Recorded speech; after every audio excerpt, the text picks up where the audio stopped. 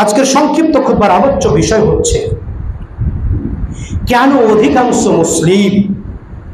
অধিকাংশ লোক আল্লাহর প্রতি ঈমান আনা সত্ত্বেও মুশরিক। বিষয়টি কিন্তু খুব কঠিন এবং জটিল। যে ব্যক্তি আল্লাহর প্রতি ঈমান আনে সে কি মুশরিক হতে পারে?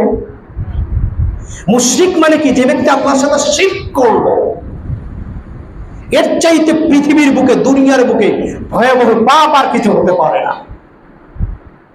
অথচ আল্লাহ তাআলা স্বয়ং বলতেছে অধিকাংশ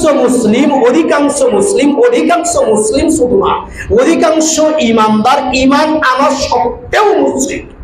এটা কিভাবে? কখনো আমরা জেনে, কখনো আমরা বুঝে, কখনো আমরা স্বার্থের কারণে ডাইরেক্টলি ইনডাইরেক্টলি আমরা শিরক করে ফেলি। উল্লেখিত শিরোনামের আলোকে মহান আল্লাহ তাআলা কোরআনুল হাকিম এবং রাসূল করিম সাল্লাল্লাহু আলাইহি ওয়াসাল্লামের সুন্নাহর আলোকে আমি আমার খুতবার জবনিকা টানার প্রয়াস পাবো। ওয়া মা তাওফীকি ইল্লা বিল্লাহ। খুতবার যাবার আগে সমসাময়িক দু একটি বিষয় নিয়ে কথা না বললেই নয়।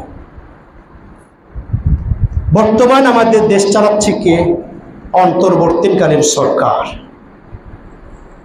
বিগত দিনে সম্ভবত খতিবগণ খুব তেজদীপ্ত আলোচনা আপনাদেরকে সমসাময়িক প্রেক্ষাপটে হয়তো বা আলোচনা শুনিয়েছে।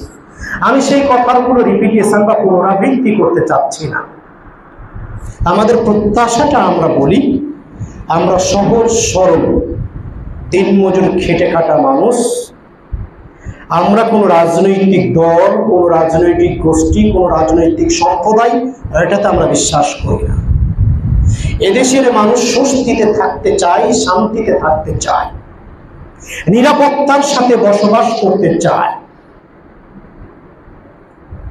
এই 95% মুসলিম দেশে মুসলিম কৃষ্টি, মুসলিম কালচার, নিজের ধর্মীয় অনুশাসন মানতে এবং প্রচার করতে বিন্দুমাত্র যেন বাধা সৃষ্টি না করে।